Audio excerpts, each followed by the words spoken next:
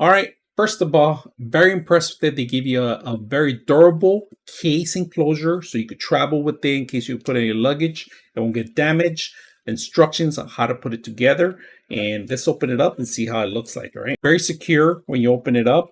I like that it has a rubber band in there. Let's open the actual docking station itself. This is probably one of the smallest docking stations I've seen, and it has a bunch of features built in here. So it has a PC in. It has the PD 1000 watts. This is for your power supply here. All right. It has 3.0 USB, HDMI, and then a RJ45 connection. And then we spin it around the back. It has a Type C and two more 3.0. And then you have a micro SD card in the bottom and then an SD card here. Now the enclosure is set up inside, so we're going to open it up right now. But they also include the cables, all right? They give you a Type C to Type C because you're going to be transferring rate high, especially on an NVMe, or you're going to use this as a docking station. Make sure your computer or your handheld device is compatible with this. So we're going to open it up and see how it looks like inside. Inside, if you guys notice, they give you the actual a radiator and all the fixtures needed for the actual enclosure here. So you put your NVMe in here and make sure the radiator is installed, and then the cover goes on the top. If you guys notice, the cover comes out easy because it's magnetic. So that means if you have multiple NVMe's, you can always replace it with different ones. If you have different sources, or maybe you have your tutorials or your platforms, this is easy. They include the actual screws that you require to actually keep the NVMe down.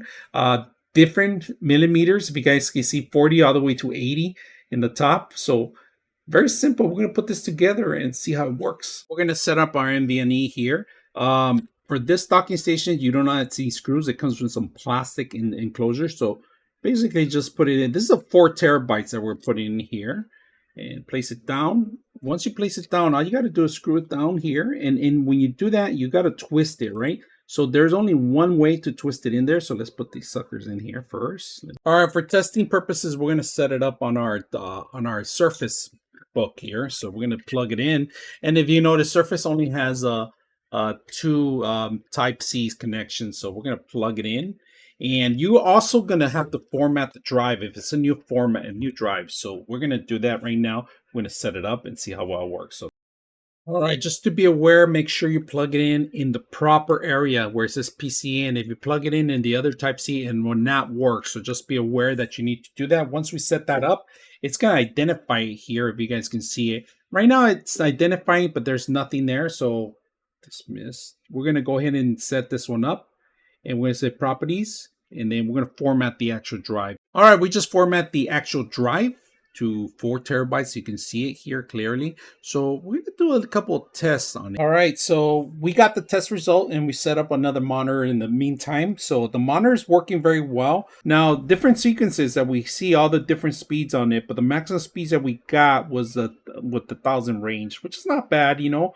But for being a generation 4, it should have been a little quicker, but because it's not the fastest M.2 there is in the market, we should have got something like a 980 or a 990. Samsung's a little quicker, but it does a job for retaining files and videos and so forth. And the system works very well with it. I integrated with the actual video card and included with the actual connection and included with the actual HDMI that we connected. So very simple. All the things work out of the box. I hope you guys enjoy the video.